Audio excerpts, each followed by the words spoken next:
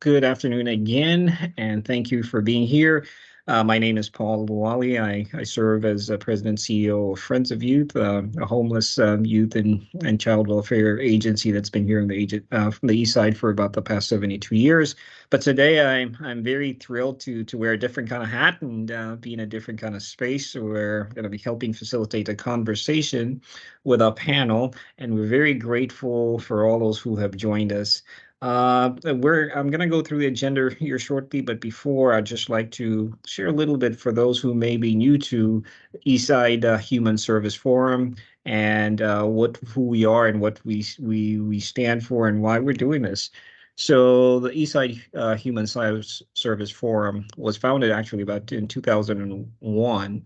And the mission was really to try and represent and elevate the needs, concerns, and the ideas of human service sector that are served on the East Side.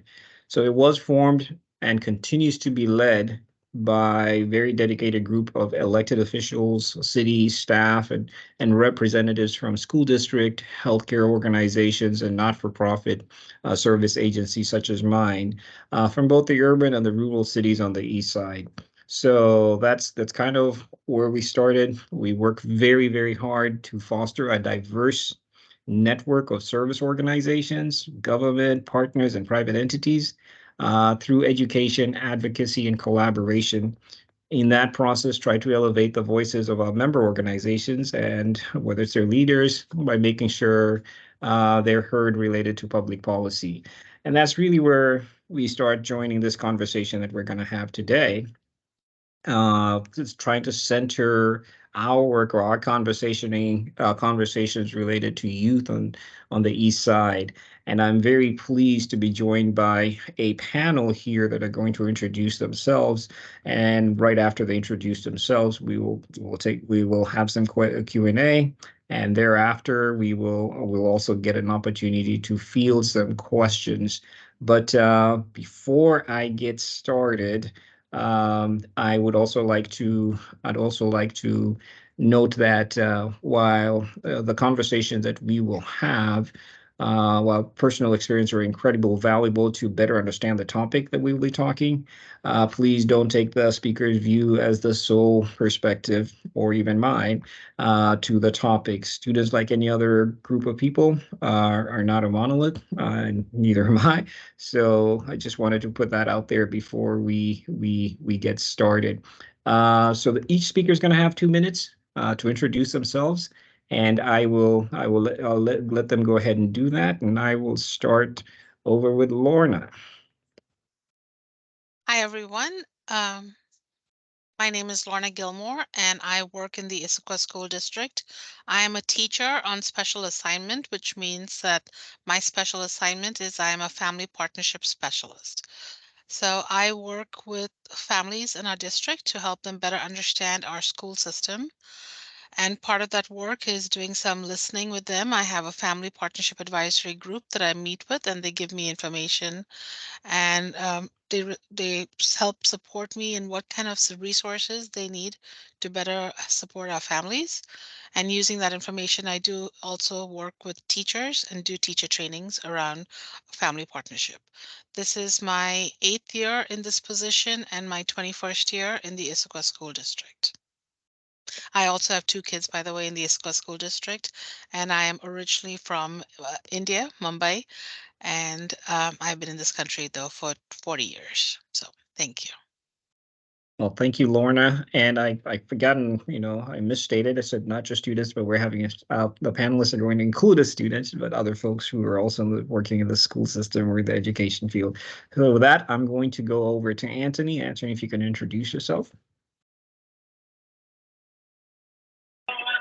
Yes, my name is Anthony Nunez, and I am a senior at CMS High School in Bellevue, and I am currently the president of the Latino Heat Club here at the school, which has been a longstanding club that's been here for nearly 20 years.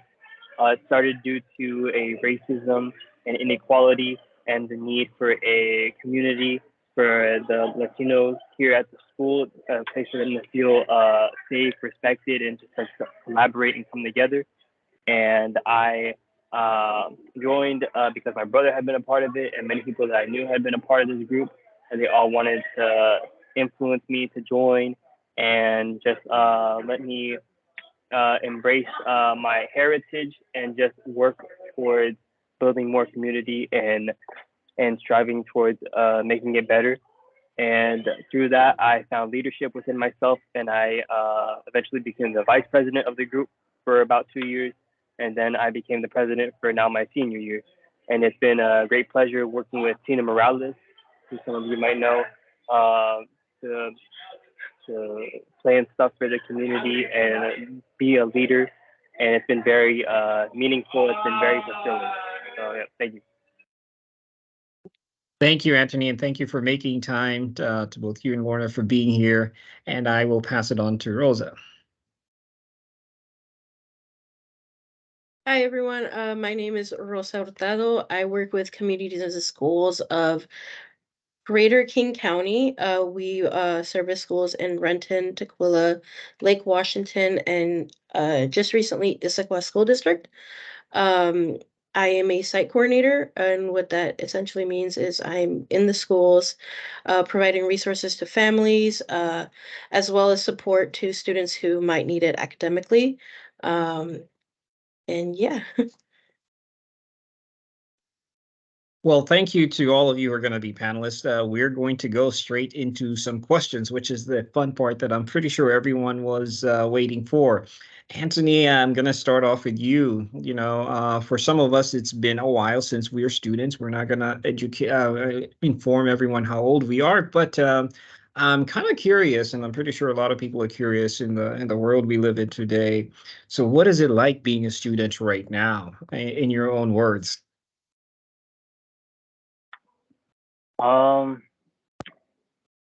It's very complicated to answer, but I'd say there's a lot of change. I feel like there's a lot of people trying to make positive changes for the community, trying to support. There's definitely more people trying to hear our voices and to try to collaborate with us, give us more opportunities.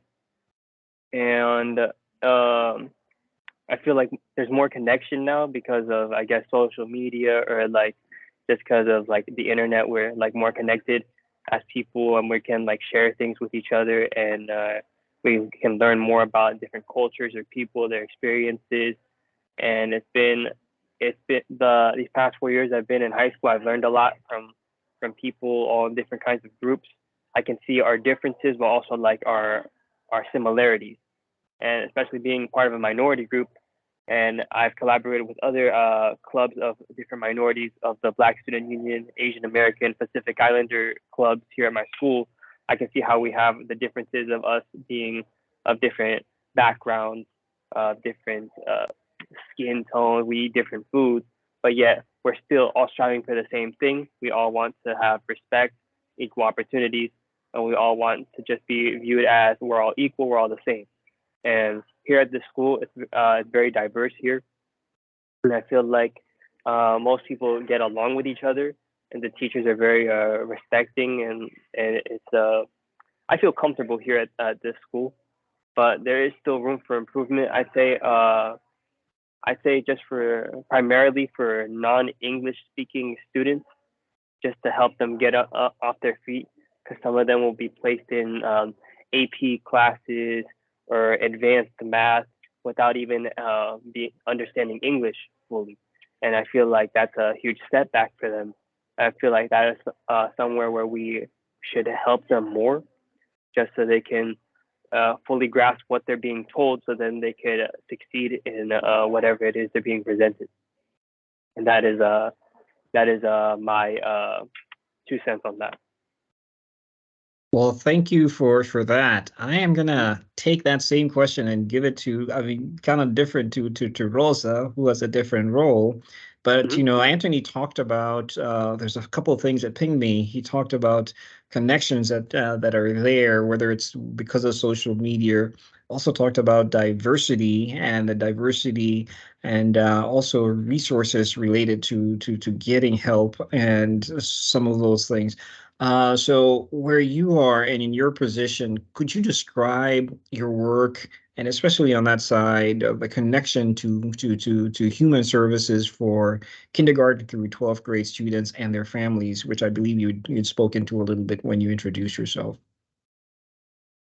Yes, of course. So I wrote all my answers down, so I'm just gonna be reading them out. So like I said, I work with communities and schools. Um, and I provide help to students during school who need extra support with classwork, social emotional learning, as well as holding small groups for students who need them, and catering to their needs. A lot of the kids with the pandemic didn't have that social interaction.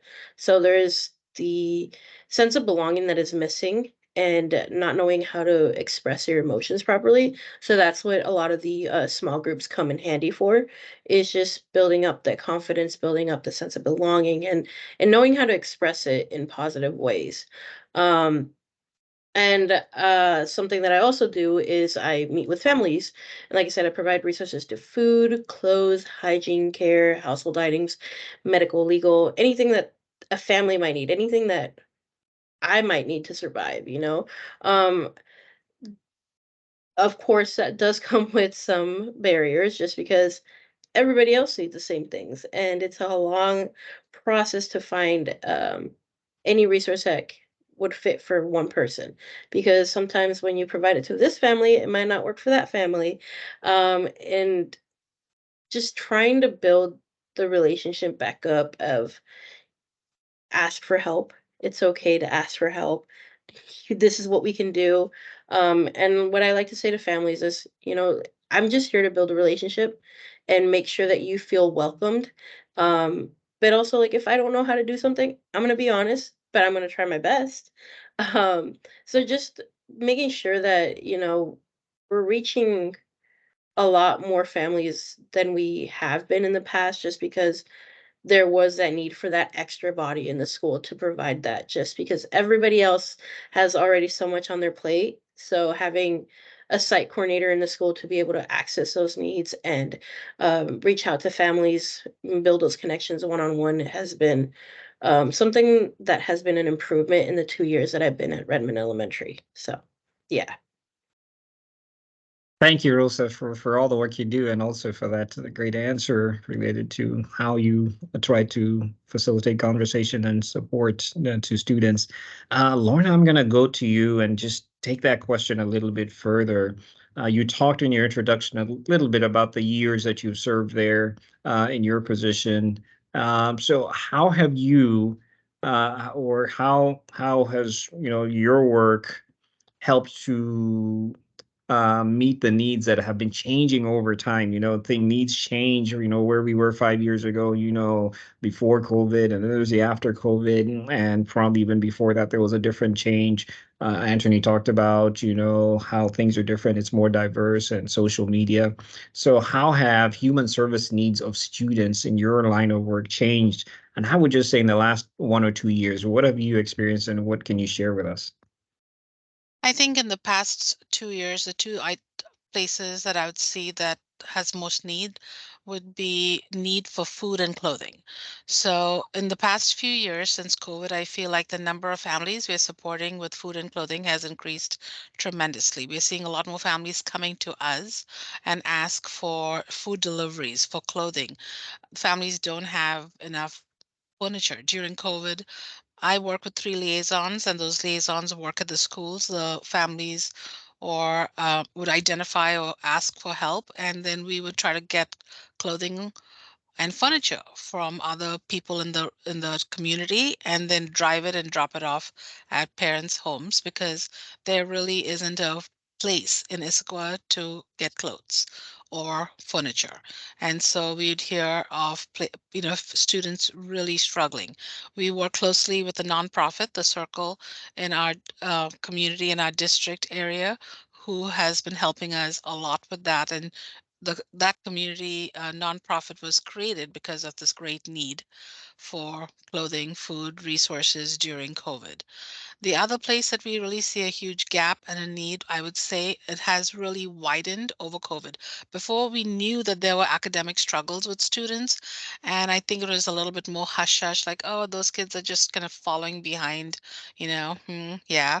But now it's like, the gap is much more apparent, and we know that COVID created it. And what exactly are we doing to address that? I mean, we knew it was going to happen. We knew that the kids are following behind. So, how are we addressing it?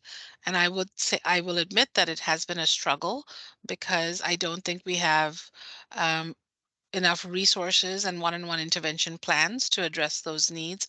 Rosa talked about helping students in small groups, but in middle and high school, it's a lot more challenging, and staffing to help address those higher needs is hard. In working with some students and catching them up, they would have an assignment, and then you'd start working with them on the assignment and realize, whoa, you're missing so many different key concepts to complete that assignment. So you're teaching them things that maybe they should have learned a year ago just to catch up with that one assignment. And every child is unique in what they've missed and where they're behind. And so, what are the resources that we have in this community, like really tutoring, one on one intervention, and academic support to help those students? So, that's where I'm seeing a bigger gap. And then the third one, digital need. A lot of assumptions are being made that kids and parents are a lot more capable on digital literacy than it is. And I think that is a false assumption.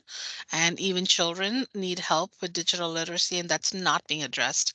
And sometimes it's ignored and assumed, especially living in the East Side with a lot of these, Microsoft, Expedia, Amazon families. And there's an assumption that all these parents and students can do this when they can't. And so making assumptions always not a good thing to be doing. And last thing, sorry, I'm talking, but quick, was what Anthony was talking about, that everyone is a lot more connected. And that is true. And it is sometimes good and bad because people are comparing what they have, what they don't have. But sometimes in social media, misinformation is being shared, which is problematic. And so how are parents reaching and getting accurate information from the district? Media is also creating chaos in the sense that there's so much information overload, and having to really sift through some of the information coming to parents, including myself. I only have 2 kids in the district, and I'm sometimes overloaded with the amount of emails I get from the school, with bulletins, information, things to check. And so I wonder about parents. How are parents, especially parents who don't speak the language, able to sift through all of this and figure out what's important, what's not important? I know what's important, what's not important because I'm living in the system. But if you're not, how do you know this? Thank you very much. And with that, I'm going to swing it back to Anthony. Anthony, I had just a follow up because, I think Lorna talked about just this digital divide or gap, digital knowledge gap or divide. And also just talking to, again, that connectivity thing. And so my question to you, Anthony, is what are some of the issues you see your peers, yourself, dealing with in and out of school? Because I think the things that especially when talking about digital knowledge, there is stuff that goes on in school, and there's stuff that, whether it's homework or other things you may have to do out of school. So what are some of those issues you see as a student related to those, and what are some of the opportunities or challenges that you're experiencing that you may care to highlight inside and outside of school if you so choose to?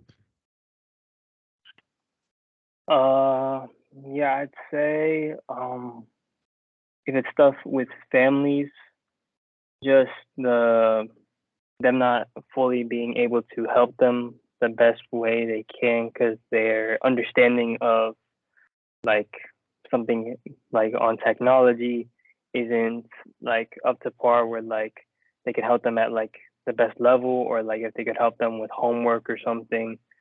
And also the time that they can dedicate to helping out their kids because they're very busy, they're working, and as well as the students, their schedules are very packed too. If they have after school clubs or sports, or if they have if they have a job, they have other things to do. It'd be hard for them to balance that out, and it's hard for like the counselors here to try to support every single family that needs help. They need resources. If they have like, if let's say it's like a low income like school, there's not that many resources that they can allocate to everybody. So it's hard to. Oh, give me 1 second. There's an announcement going on there. Yeah, it was hard. It was hard to listen. Sorry, but yeah, it's hard to allocate those resources to everybody that needs it, and it's just it's hard in like a community where people are constantly trying to work. They want to be there for their kids, but they just simply can't be as much as they'd like to, and they might not be as knowledgeable in certain areas to help them as much as they want to as well, and they might just not have the resources necessary, the money, or like have be able to provide them with some nice clothes, or like get them like all the food that they need like at the time. So things are like complicated in like people's home lives, and that will affect like their school lives too. Like if they're like not as focused in class because they're like tired, or because so many things are going on at home and there's not support for them there, that they can't really filter out what's going on there and just focus on their schoolwork. I know from my experience that's happened to me. If there's like a lot of things going on in my home and personal life, and then I have to like focus on like a book report, an assignment, like a math test, like it doesn't seem as significant. So it'd be hard for someone to focus on that. And if there's not that support system there, then it's easy for them to fall behind. And we just gotta make sure we look out for everybody that's struggling. Let them know that they can always ask for help, and even their parents too. They shouldn't feel like ashamed, or like they need to handle it on their own, or that it is what it is. Like there is like support there. There is help for them there. I've learned that over time. Well, thank you very much for that. If you don't mind, I'm gonna stay on that subject just a little bit with you, Anthony. So, we're on the east side, and you're talking about resources, and of course we have at least the assumption we all believe that we have all the resources we need on the east side. And you talked about balancing priorities and even just having access to the resources. So the question that just a follow-up question on that. So are there resources that you or your peers, fellow students know about, or is this something that people don't know about, and how do they access those? And are, the resources based on what some of the things Lorna said or Rosa said, talking about, food and, counseling, you talked about support systems that, parents need to know, or whatever. So we live in the East Side where we believe that we have all these resources. Could you shed some light? Have you been able to get these resources, or do you know? And if not, is there any idea why you can't access or know about these resources, or are they available easily to everyone within the school district? Yeah, I'd say I've had good availability to these resources. YES is a good one. They just help. Being part of Latino Heat, we're always connected with them, so we're helping them with their projects and stuff. And they're good with mental health too, those services, and also in the community. There's they try to give out vouchers for food or clothes, for families, so they can try to get some free resources, and that's been helpful. But I'd say the thing where people, it might not be as easy for them to get all that stuff. It's just them having the knowledge that it exists, those resources exist, because sometimes they might be caught up in like their day-to-day stuff that they don't take the time out of their days to like ask about like, oh, is there any like resource or anybody that can help me out? Like, let's say I need help with money, or I need help with food or clothing, or for something for my kids, for their health or anything. It might be hard for them to look for that, and they might just not end up knowing about it. And it's hard, and it'd be difficult for them to ask about it. Or if they're like or they're new to this country and they don't know like the language or just how the systems work here, what like offices or where in the city to go to look for that, might be more difficult for them to find out about those kinds of things.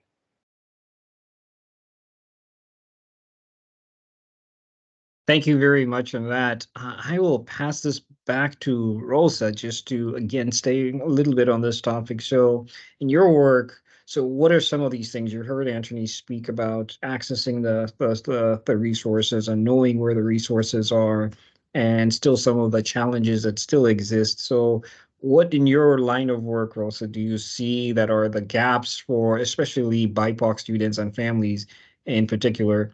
And BIPOC, I'd say, and their families, or ESL students, we know there's cultural considerations, as far as asking for help, immigration and safety concerns, some of those things. Is there anything that you could highlight as far as some of those gaps that may exist that we may not be aware of? So, some of the struggles that I have seen at my school is the lack of communication and representation, as well as the understanding of other cultures. And I say representation at the school is important, and it does go a long way. And although a lot of the schools are trying to hire from all backgrounds and ethnicities and all that, that's not always possible.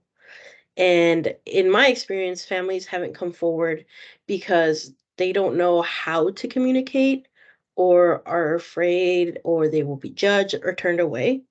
And we want to have families feel welcomed and encouraged to ask for help. Um, and so understanding that ties in with, you know, um, representation. It's Although it's easy for one to say, well, if they need something, they can come and ask for help. It's not that hard. But that's not always the case. And one, it's because don't families won't ask for help because of pride, feeling like they have to, struggle and do it on their own. It's my problem, not anyone else's. um as well as, like, because they are afraid if they ask for help, will there be a target set on their back because, oh, this family asked for food or financial assistance, like what's going on there. And they often think that that's going to lead to consequences, which is never the case, but they don't know that if they're not asking. And if they're immigrants or in the process of becoming a resident, they often think that receiving any type of either school assistance or government assistance is going to affect their status or expose it or target them in a different way. Which, unfortunately, for us to get that message across, they need to come to us. And it's not the case that that's going to happen, but that's something that goes on in their minds. And they don't want to be labeled as a needy family, if that is the case. Even if it is, they don't want to be labeled, they don't want to be put in this box. And yeah, it's hard to get families to come forward. And if there is no one in the school that, you know looks like them, or unfortunately is it's all white, they're not going to feel comfortable because, one, they might not understand, they might not speak English, or vice versa. And although that we do have translating services and all that, it's different when it's a one-on-one conversation. So that's something that I've noticed. Those are some of the gaps and barriers that I've seen. And, you know, like I said, even though we do have translation services, it's not the same, and there nobody wants to communicate through a third person. And when somebody needs a resource really fast, it's hard to have to go through a process to get to talk to anyone if there's no one in the school that can communicate with you. Oh, thank you, Rosa, just for highlighting that, that communication, and it's not just the communication of language, but there's also understanding of how different cultures communicate with each other and how they feel about different things and how they want to show up in different spaces, especially in schools and in their family lives. I'm going to pass this on to Lorna because I think this conversation is just getting a little bit more interesting here. And at least for my sake, I'm really enjoying this. But, you've heard what Rosa said and you've heard what Anthony said. So at the school district, what are some of the ways the school and the school district are trying to make services more responsive? And I say more responsive and not even add more generative to the needs of students and families. Is this something that the school district is focused on? Is this something that they pay attention to and are trying to do something about? We do over time for our families that have need. We of course have a free and reduced lunch and services that come with that. But of course, again, how do we reach those families? Because there are a lot of limitations through OSPI for good reason, but it also ties our hands. And how do we r- reach out? Like I don't have access to families who need resources. So even though a family is free and reduced lunch, I don't know that. And so, how do I proactively reach out and say, hey, we have resources through the food bank. Can we connect you with it? Do you have other needs? How can I help you? And it's not there. And so that is a barrier for us in supporting our families. Another barrier would be so we have interpreters available through Language Line, a service that we pay for at all schools, and we've trained staff to use Language Line to talk to parents. And as Rosa said, it is not the same having that conversation, but at least we can do it. We have over 25 languages spoken by families in our school district. And yet sometimes it is hard to identify which families need that. Very often we will start a conversation with a parent who wrote that English is their preferred language of communication only to find out, oops, no, they actually speak Mandarin or Spanish or, Arabic or some other language, but they were too hesitant and afraid to identify that they needed that language. And one of the reasons being is they heard in their community that if they'd written this other language, their child would be targeted, that child would get different services, their child would be put in MLL program and they wouldn't get the right services. So while social media is great in many ways, social media is also hurting us. And the fact that sometimes miscommunication or misinformation, as I said earlier, was being spread and families are not signing up for certain supports, like, letting us know that they need support in a different language. And we've trained our staff that when you run into that, just call an interpreter and get help. But if a parent needs Spanish and we're sending all the communication in English, they're missing a lot of that information. And so while we have liaisons and while we send emails in different languages, I don't think all parents are getting it. So sometimes we have plans, but the plans are not quite working the way we designed because our families are not receiving that information. So how do we communicate effectively with each other? We know that there are some barriers in email, so we're trying texting, but there are also barriers with texting because not all parents have their sort of phone services set up. They're not responding. So we're constantly trying to adapt to what we see. And so adaptation is the name of the game in this work because parents' needs are changing and students' needs are changing constantly as COVID taught us. And so it's constantly running to catch up is what it feels like. Well, thank you for that. So we are at this place of communication as we come down the stretch here. I'm going to throw it back to Anthony, and I'm going to try to do the direct communication with you and ask you a very pointed, direct question because I think we've heard that communication is sometimes the issue.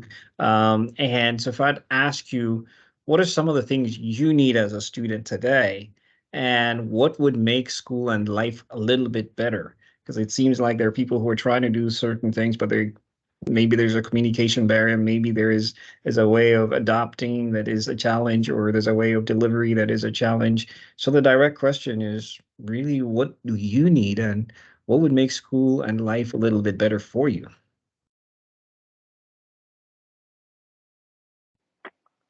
I would say, I guess, just more availability. Well, I guess I do have a good availability to like my counselors and like college resources or high school and beyond like resources. They all try to like support, but like obviously they have to like help out hundreds or thousands of kids here.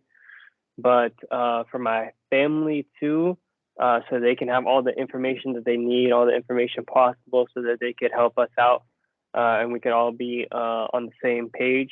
I guess just yeah, all the services like be available in English and Spanish, so that they could understand fully all the information that they're being given, and so they can be aware of all the opportunities that are available and all the resources that they're being offered. Because sometimes I feel like it gets lost in translation. If it's like somebody saying something in English and I have to tell them in Spanish, but then they don't fully understand and they forget about certain things. So yeah, I feel like having those resources available for not just me, but like other people like in my grade or like below, like for their families who aren't as adept in English, so they can get those information that they need, so they can help out their families, and it would just be a lot more helpful.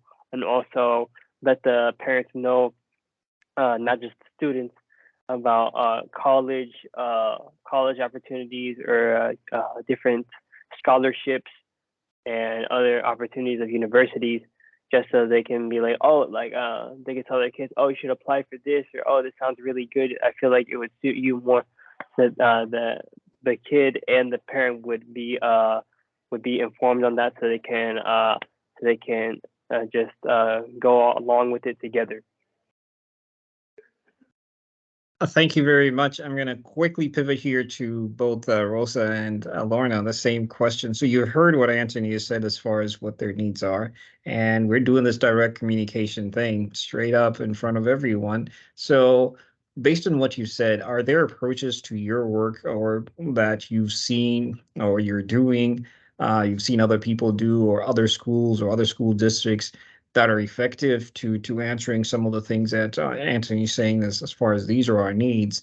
Or do you have any novel ideas that you think could actually make a difference to fulfilling some of the needs students have, not just Anthony's, but in general, based on what you've heard today? I'll go ahead and start with Lorna, then we'll finish off with Rosa. I think I'm going to combine your question with the question in the chat and what would I do if I had the opportunity.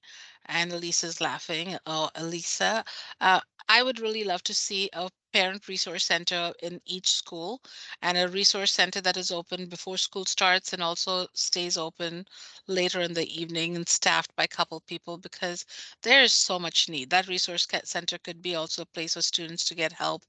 What, what Anthony was talking about in college readiness, in college pathways. We did an event last week or 2 weeks ago, and students have so many questions about what scholarships are available, how to fill out WASFA and FOSFA, and all of those questions. But there's some hand holding that's needed to be done, and a lot of that requires time and FTE from school staff or volunteers to do all of that work.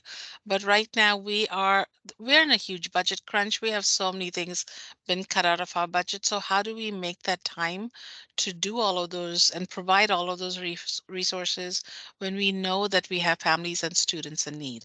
So I would love to see some kind of resource center that's more visible at each school, or even like the central hub that parents can just go to and get help. And really, we try to advertise that location, because they I think families need a space to go to that they just are comfortable with. And so how do we also, the role part would be, how do we make it more welcoming, right? So parents know to go there. So in my ideal world, that's what I would want. I would at least want to start it with my building, the administration building, so parents and students that say, come, how can I help you, and answer questions. Thank you very much, Lorna. Yes, so if you ruled the world, Rosa, what would you do? But also just ideas that you've seen that you think would be great, or things that you've seen other people do, or anything you may have to help Anthony and other students, achieve their goals. Yeah. Well, something that, that our school is doing that started this year is the beginning of the school year, we we sent a survey out to see what other staff members in the school spoke other languages other than English, so that, we knew for one, and also asked them if they would be comfortable with translating during a phone call, parent teacher conference, or whatever. So that we wouldn't have to use a language line. It'd be more personal, especially if it's like a teacher that they might have had in the past, or someone they might have in the future. So that has helped out a lot and has made a huge improvement within the school and the families. Um, Something that I did start out last year was, I know that a lot of schools do meeting with the principal or coffee with the principal, and a lot of, other like Latinx or people of color don't always have access to that. One, because of the times that they're scheduled, or they have no clue what to expect. So what I've started is Café con Leche, and we've had a great response and a great turnout, and having other families, other non-white families come to the school and tell us their concerns or what they would like to see, or positive things that they've noticed. And so that's been very beneficial to have for the staff, admin, and the families as well. And something that I've also started this year, and I've had the liberty to do, is a resource room. So I've brought all the resources families could potentially need to the school. Piggyback off what Lorna said, if I had all the money in the world, it would be to fulfill a resource center at the school. I've already started with the room, where we've had donations from the PTSA and a couple churches who purchase items from our Amazon wish list. And it could be anything from paper towels to hand soap, shampoo, clothes, anything you could think of, anything anyone would need to go about their day is in that little room. And that has made a huge improvement in everyone's lives, simply because we're not sending them to a different location where they might have to fill out an intake paperwork to receive a little hygiene kit. It's at the school with people they know. And we've also given them the liberty to shop for the items, because we want to empower them. We don't want them to feel like we're providing this for them, so we're going to pick out what you need. No, we let them, have a little bag and shop for what they need. So if I had all the money in the world, it would be to constantly have my resource room stocked and have a resource center, for everyone to come to the school and not have to go to Bellevue to get here or Kirkland to get this. It's just rent a central location. And that is something that I'm hoping to get done this year, as at least a resource fair, just because not everybody has all the time in the day to go to a specific 8 to 9 or 8 to 5 hour location, where we could just do it after school when you're picking up the kids and having it happen right then and there at your fingertips. So that is my opinion on that. Well, thank you very much for that. And just so you heard it here first, it's a resource center. So if we have money, we should be building these resource centers. I That concludes our panelist Q&A. We are going to go into questions from the audience, and there is quite a few of them. But before we do that, I'm just going to throw out a couple of things just for clarification. So, Lorna, I'm going to give you 30 seconds to help explain, because we have a diverse audience. What is OSPI? So Oh, that, we sorry. throw in acronyms every Always now have and the then. I know I do that all the time. I tell people don't use acronyms, but Office of the Superintendent of Public Instruction, and it's basically the Washington State department that oversees all public schools and education, schools actually in Washington State. And so they have a set of rules, regulations, and provide teachers with our standards on what we are teaching for in our Great. content. Thank you. No, so there was a question related to OSPI, so I kind of tee that up and you teed it up very well. So what changes to and from the Office of Superintendent of Public Instruction could reduce families' barriers to services? And I'm going to keep it at Lorna right there. Yikes, maybe putting a resource room, because when I first started this job, they had given us some guidelines about instruction, translations and interpretations, but I felt it was a little bit wishy-washy, and so how much it was implemented in schools was really not, you know, dependent on the school sometimes. And in the past couple of years, they have really made their rules around translations and interpretations a lot more stringent and strict. And I would love to see something more in place for parent support and resources within schools or within, because graduation pathway in itself, like, they decided these really complex graduation pathways and no kid can figure it out. And so how do we make this easy? And yeah, we're going to do parent education, but really for some parents you've got to start from way back, like what is education in the United States looked like before you can get to the pathway to graduate. And so we need to have, if you requiring that, make it really a requirement to have resource rooms to help understand, because a one hour meeting is not going to help solve that problem and helping parents understand how to help their kids graduate. So we need something more robust and something more complex. It is not like an easy solution to help families understand pathways. So a resource room to really sit with the parents a little longer and help them better understand that and meet parents where they are rather than where we think they are. Thank you very much, Lorna. I am going to do the same with Anthony. So, you are with Latino Heat, HEAT. What does HEAT mean? It seems like it's an acronym for something. What is that acronym before we go into the question for you? Oh, yeah, that stands for Hispanos en Acción Together. Translation. I Oh, my apologies. I mean the Hispanics in Action Together. Thank you very much. There is a Yeah. question here for you. Do you hear from other high school students that most want to move on to college after high school, or are there other avenues young people desire after high school, such as technical school or training programs? So what do you hear primarily most high schools are, where they are, and what they want to do post high school? I feel like the majority of people, their main goal is just to apply to a university and just go there right after high school, just move to the campus there. But I've heard from several people that I know they would just like to go to like a community college, go there for a couple of years to save money, stay closer to home, and then transfer over with their credits to another university. Or some people just don't want to pursue college at all and just want to pursue their own path. They want to pursue a trade or some sort of a trade school, or like run or work with a family member, a business, and there's merit in all of those different avenues.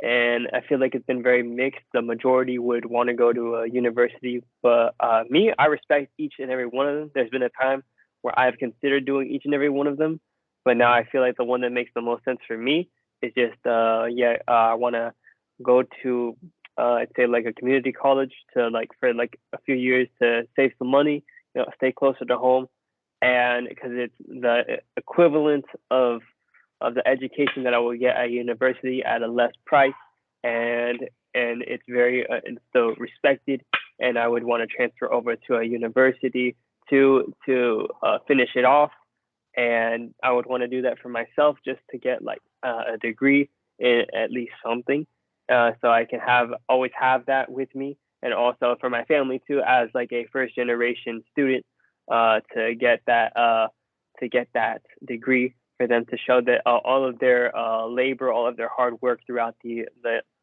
20 plus years that they've been in this country hasn't just been for nothing, or it's been like it's paid off, and it's not like I have to do it just for that reason. But it would be nice to like show them that like, oh yeah, it's possible. Like someone of my background that comes from their like lineage can do it, and there's hope. We can get success. We can strive for greater things than like the stereotypical things for like people of my community, which is typically just labor, construction, just working in restaurants. We're always like below people, but we're never like in positions of like power, essentially.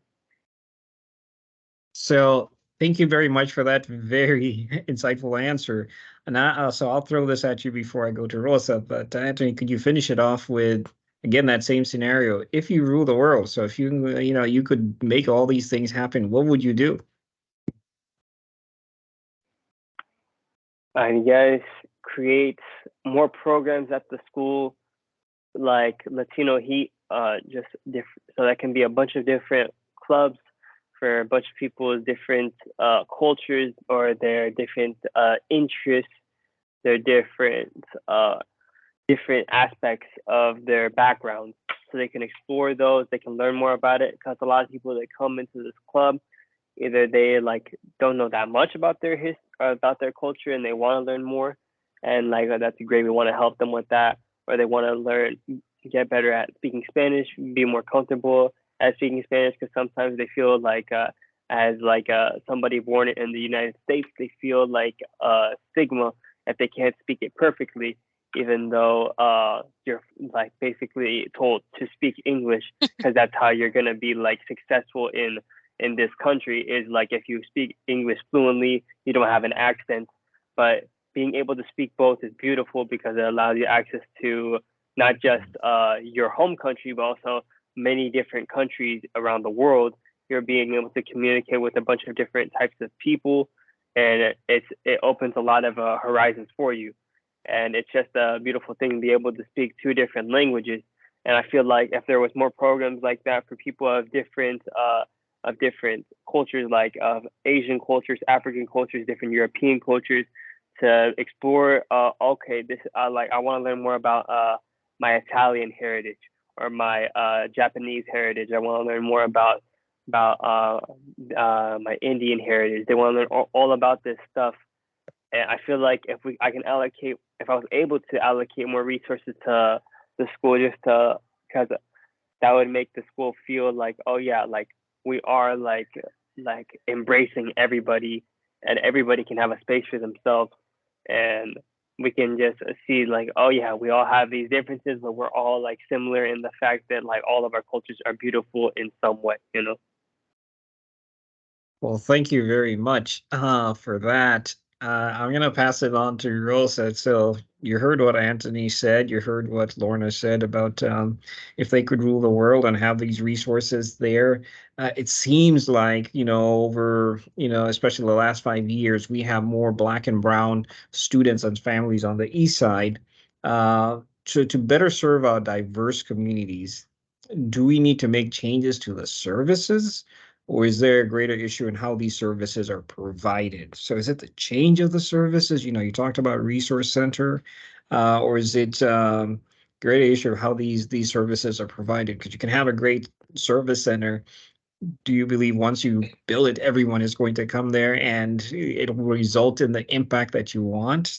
Or is that just one step to getting closer to, and here's what we can do once we have these resource centers, or some of the things people have said, in your own words? Yeah. So I guess I'm gonna go off experience here. So I think it could be a little bit of both, and the reason I say that is because in Redmond, there was the Together Center that just opened up. I attended it and got all the resources for everybody that's there. Every services that was going to be provided there, and it was great. It was great to be a part of that and to see that it was going to be one down the street from the school. Housing was going to be available, and again, all these resources right there. Um, it has been a little disappointing just because it's a great service. It's a great, thought. It's executed well. But when it comes to us referring families there, sometimes they can't get through, or they have to call on certain days, or they need, like I said, they need a hygiene kit, they got to fill out intake paperwork. So they talked a big game, but a lot of the services there aren't able to help the families that we're referring to them. So that's why I say it's a little bit of both. Sometimes the service is great, but we're not getting the service that is needed. Um, so it's a little frustrating, but at the same time, there's probably other people there that are asking for the same thing and they're overwhelmed. So maybe more places like the Together Center would be great to have near, a cluster of schools, because we have, Redmond Elementary, we have Redmond Middle School, Redmond High, all these schools there. And so I'm sure everybody's going there. It's a great plan. It was executed well. It's just maybe changing the service style up a little bit. But again, that's just my opinion and my experiences with the Together Center. And I'm sure other people have had different expectations and experiences. So yeah. Yeah, so let's stay there for a little bit. Just related to that, there was you got a lot of love here, Rosa, from people talking about somebody in the community who understands the community and understands who's built a trust bank with the community as far as getting information and being able to relay those that information and resources to the folks that are looking for it or are needing it. So this is a question that's coming actually from me. So what is it that we can all do, since there's 20 something of us here on this call, Mhm. and a lot of us are in community. To your question, what is the thing that we could be doing? We talked about rebuilding a resource center, and then you Mhm. mentioned some of them already exist. How do we coordinate this work so that the resource center and the need that we know of, coming from voices such as you as trusted voices in the community, that these things happen? What are some of the things you think we should be doing for all of us? What's our functional benefit, and what framework should we be looking at this? I think that like you said, like having somebody from CIS at every school would be a perfect world, because this is our job. This is our job, to find resources, to build those connections with family and outside agencies, and do that. Um, Not unfortunately, every school is able to have a site coordinator within their school. And I've been very lucky with my PTSA. I've been working very closely with them. They've been helping us a lot, advertising our wish list, and looking for other ways to get what we need. Like I said, like the resource room, having all that stuff is at the fingertips is amazing, just because, like, I know I keep going back to it, but having families go to X, Y, and Z to get three different things, and then, having to go through the intake, or give us your basic information, zip code, how many fit, like, kids, date of birth, all that. Like, nobody wants to do all that stuff if they need something immediately. And if they need that, no, like, I wouldn't want to do that. So making it more accessible would be going a long way. And not everybody could also have a resource room at their school. So like I would say, reaching out to the community, what's nearby, making yourself accessible, but at the same time goes back to, not everybody has that time on their hands, or someone like us, a site coordinator, to do all that. So maybe finding more funding to put CIS in schools would be great, or something similar like that. An advocate, anyone that who could take the time to just really dedicate to finding all these resources and making connections with families and the community partners would be going a long way, I think. Well, thank you for that. I have one more question here, and I think I'm gonna ask all of you. There's on the chat here. There's been a lot of questions related to. I think the central theme is the need to advocate for more services that are culturally and linguistically accessible. So there's this accessibility and this competency of knowledge of different cultures and how they come into this space. So I'll throw this out is, what's working right now, what's not working, and what would you like to see done better related to especially this accessibility for different cultures and this linguistic piece of the event. And it still ties into the bigger theme of access to services, communication of services, at least for me. But I'll start off with Lorna and see if you have an answer to this question.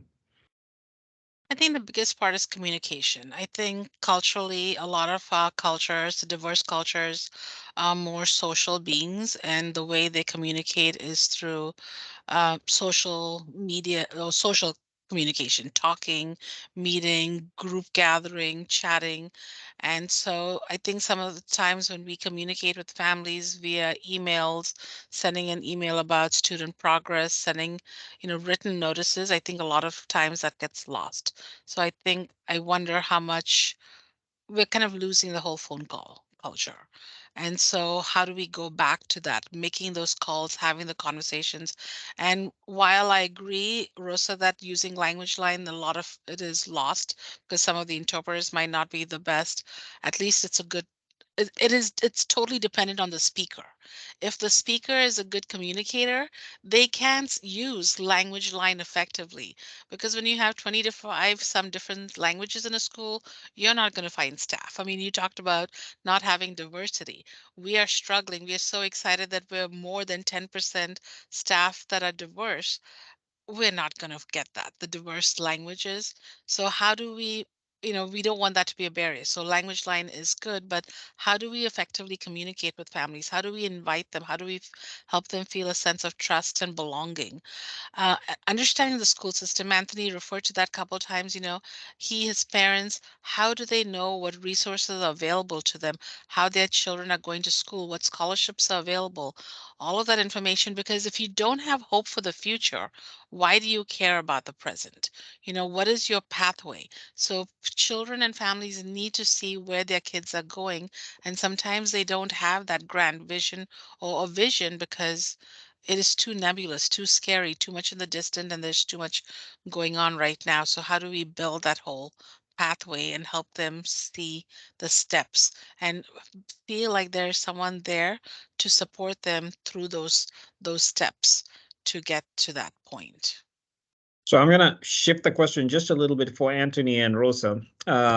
So on that same still thing about talking about, this culture and linguistic piece, so for organizations that have resources and they are trying to find people that need them, because there's also that connectivity of we have some resources, but we don't know how to make sure they reach the end user that we had in mind. How would you want to be approached? Because there's also this cultural piece. How do you want to be approached by organizations where people can embrace that support that is being extended? And what kind of partnership or collaboration are you actually looking for? And how does that happen? How does this communication piece that Lorna just very eloquently spoke about, how does that happen? Where does the magic happen? Let me try and start with Anthony and see, how do you want to be approached? It's Latino Heat. How should we approach it? If I'm Friends of Youth or Boys and Girls Club or YES, how do you want us to approach it?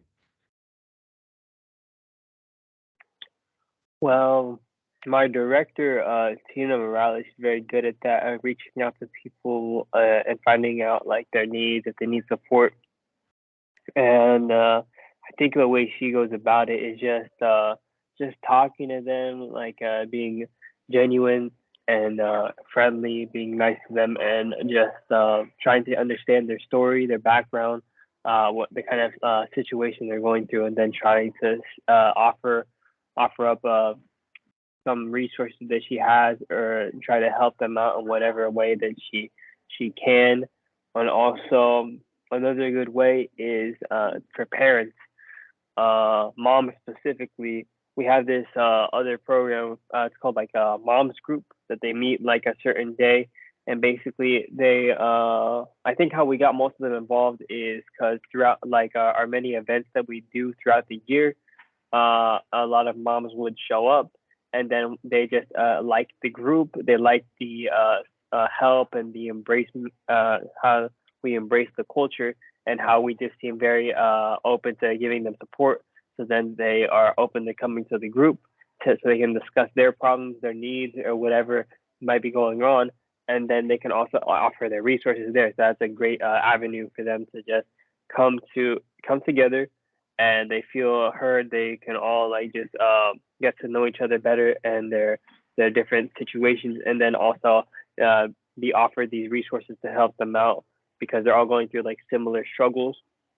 So I feel like just trying to reach out to people or anybody that might show up, anybody that you might see is might look like they might need support or just like might need a friend, might need like say, hey, how are you doing? Is everything okay? Are you doing okay?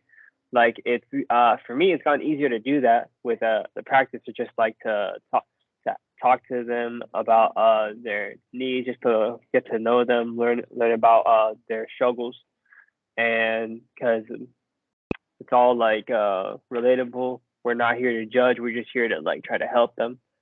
So, and we don't want them to feel judged at all, because then that would just deter them from wanting to ask for help. That's the main reason why people don't want to ask for help, because then they fear of judgment. So I feel like just being friendly and open.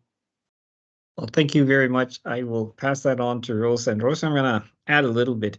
And, people like us, like me, and I'll just be honest and say we also have this feeling, or based on our work or the systems we use, that this thing of looking to how do we approach folks. Sometimes we go into these spaces with a savior mentality. So how do you what's the magic that happens there as you're trying to approach, and how do you think we should be approaching any service provider, anyone in the community, to try and do this work? Yes. So how me personally, I email is great, a phone call is great, but I want to see you, face to face. Like, let's really like talk it out. Let's see what's going on, how we can help you, how you can help us, what we need, what you need, I'm a very, like anything can be lost in an email, so if it's a face-to-face conversation, I'm more than happy to do that. That's how I've gotten a lot of partnerships that I'm currently working with. Um, Something my mom always said is never say no to anything. So like any help you can get. And that's what I do. It's I met up with the church and say, hey, like I don't know what you can do, but let me tell you about our needs and what we can do for you and what you could do for us. And that's been working really well lately. So just putting it all out there. Don't hold back. It's nice for everybody to know paint the full picture and just be realistic about it. You don't have to sugarcoat it, because being on the east side, we already have that stereotype that what Redmond, what could they possibly need? It's Microsoft Central, technology here and that. It's like, okay, well, come to my school and I'll show you how we have 91 kids on our pantry pack list who get food every Friday because they don't have that. And how we can't even afford to send laptops home with students who have ML needs. And then you'll see the stereotype disappear immediately. So just like I said, you face to face, video call, whatever. That's how I like to be approached. And I don't hold back. I'm going to tell you how it is and what our struggles are and what we need. And if you can help us, great. If not, that's also fine. I'm more than happy to share my story with anyone. So thank you for answering those questions. I think we have time for one more, Garrett. So I'm going to proceed with that. And there was some conversation earlier about the number of hoops that we have created. A lot of time unintentionally created hoops to jump through to get to or to access services and resources. So can the panelists, speak about as far as your experience, your knowledge, or anything you may want to highlight related to the differences and needs between limited English speaking students and families versus their students and their families versus BIPOC families proficient in English. So what do you see as if there is a difference between limited English speaking students and their families versus BIPOC families proficient in English? Is there a difference? Are there hoops that people have to jump through there? Or do you see that? I'll start off with Lorna and go to Anthony and end with Rosa. I do see there's a difference. However, with the BIPOC, you might still have lack of trust and faith in the school system. So chances are, if you're a BIPOC adult, you've had many of our families have reported that they have a negative relationship with schools and lack of trust. So even though you speak English and you're able to write emails, you might not trust the school or trust administration at the school to be truly understanding you and not say something that may be, or, respond with some microaggression or something.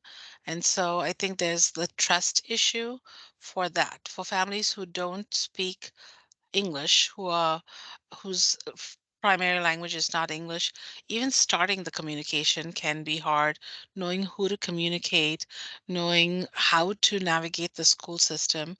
We recently were trying to teach parents to just send the email in your native language.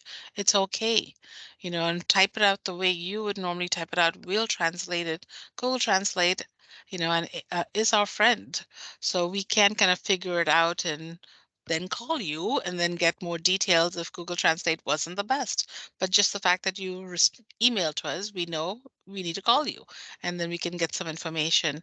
But how do we even start and generate that?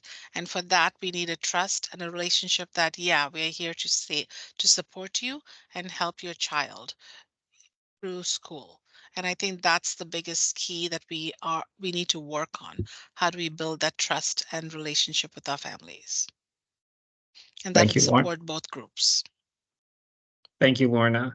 Anthony, what are your feelings about that question?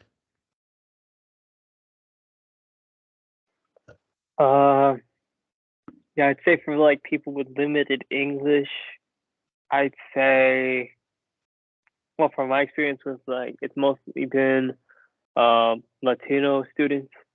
Um, they're like, their lives are sort of different because they just go to school and then the rest of the time it's mainly just work. They just have school and work and they don't have that much free time or uh like liberty to experience the country or like the resources available to them, and just they're sort of in a box, and they're sort of like easy to overlook and not give that much attention to. And I feel like if we do like sort of try to help them, just be like, hey, like you need any support with your classes or like any like plans for like after high school, college, or there's these different opportunities here. Make them feel like included, make them feel like they're not like an outlier, and they are like a part of the school, part of the community. If they're not just gonna be like left behind, if they disappeared, it wouldn't matter. Like no, they are somebody that like has value, and we want to like make them feel that value within themselves, and we just want to make them feel that importance, and we don't want their like ability to not speak English that proficiently hinder them from living the best life possible. Thank you, Rosa. I think it's pretty similar to what Lorna said. There's a stigma between um, people that, they don't have the best experience with the school or admin, or they had one bad encounter and kind of go off of that. And that's not always the case. And um, with the Latinos, that the experience that I've had is that one, they didn't know how to ask for help or who to ask or whatever the case was. And word of mouth. Word of mouth goes a long way. Once they find out, like, hey, there's this person in the school who does this, you should ask, you should talk, and that's how that gets started. And I think with BIPOC people trying to break that stigma and that stereotype, like, I'm sorry, of course, validating, I'm sorry you had that experience. What can we do to change that? How can we help? That that's just something, that it's going to take a while, but hopefully we do get there and are able to change that into something different and be there to help them out. Thank you very much. Thank you very much for all those questions. We have answered all the questions, and as we look at the time, I want to make sure I'm cognizant of the time and respect everyone's time. I'm gonna ask the panelists just to round off with your own closing comments. The focus today was centering youth on an Eastside human service, really on this focus on education, where folks are, where students are, as far as the school system and their lives, and what's important and how they access resources that can be available or are available. So I'm going to start off with the students in the room. So Anthony, any closing comments or thoughts you'd want to share that maybe you care to share? I feel like having these kinds of conversations with all these people together is a good step. It's at least people are trying to make progress and listen to others, especially from different perspectives, and high schoolers too. I feel it's been very nice to be given the opportunity to speak with you all and to share my opinions and my perspectives. And as far as the community, I feel like if we keep striving towards just listening towards different people's ideas, their opinions, and we keep working towards these goals of trying to help the community out, I feel like we will make some good progress in the near future. And I do see hope. And it's been very nice speaking with you all. And so thank you. Thank you, Anthony. It's been a pleasure having you. I'll go to Rosa, and any closing comments for you? Just like what Anthony said, having these types of conversations, it goes a long way because it does show that people are trying to change and are listening and care about it. Sure, it may take a while, but at least something is being done. It just maybe holding them more regularly or in different scenarios or platforms, whatever we can do to get the word across. This is what we need. This is what we're seeing out in the community. I think that having something like this is very important for everyone, and maybe in the future having like families or parents join on the conversation as well to see what their intake is. I think that that would be amazing. Other than that, just future reference, or for people, just ask questions, put it out there, put what you need, or what you're struggling with, or questions, whatever. It does. The worst thing anybody can always say is no, or I don't know. And even then, at least you did it, and that's what I do. So yeah, thank you everyone for your time and for inviting me on here. It's been a pleasure talking and hearing everyone. Rosa, thank you for all the work you continue to do in the community, and thank you for being here. Going to Lorna. Yes, as Anthony and Rosa said, I just appreciate this opportunity to talk and hear because I think listening is key to having a better understanding as to student and family needs and what's going on in our community. I also know that it takes a village to raise a kid, and that's always been my kind of motto about this work. And so I try to work with families and try to find out what they need to help support their children, but I think it's also important for me to participate in these discussions so that community members know what's going on in our schools to see what their role could potentially be and how we can all work together to solve some of these needs of families and students in our communities. So I look forward to hearing from other presentations and other speakers because I think that's how we will all learn from each other. Thank you so much for this opportunity. And thank you, Lorna, for being here. Thank you to all our panelists. Thank you to all our guests who have joined us today. I do want to just reiterate a few things related to the Eastside Human Service Forums and just the work we do or try to do. So the Eastside systems for human services have been developed over time to address constituency needs. But our region is home to, it has become home to increasing number of BIPOC, Black and Brown students, including those from whom you've heard today. English is a second language and not necessarily the primary language. Therefore, many of these services are not provided in a cultural congruent ways, and I think we spoke to that. Our panelists that we had today spoke to that. They are students and leaders in education, and you heard them so richly talk about their experience and share some of their knowledge on how we can improve our human services to ensure that it works for all students and not just some students. So really grateful for having the opportunity to engage in this conversation. Like everyone said, we'd love to have more conversations because through conversations is where we find common ground, through conversations where we find ways to fill the gaps. And that's something that the Human Services Forum is trying to do from the human service perspective. So just on behalf of the board and all the different human services folks who are here, there's lots of them. Thank you for your participation. And we look forward to the next time we have an event. Our next event, I know we're going to have an event in January, which is our annual general meeting. You can always look at us up on the website, which is the eastsidehumanservicesforum.org, and you should be able to get information there. But thank you again for everyone, and please have a good night and a happy festive season. Thank you so much. Thank you. Thank you.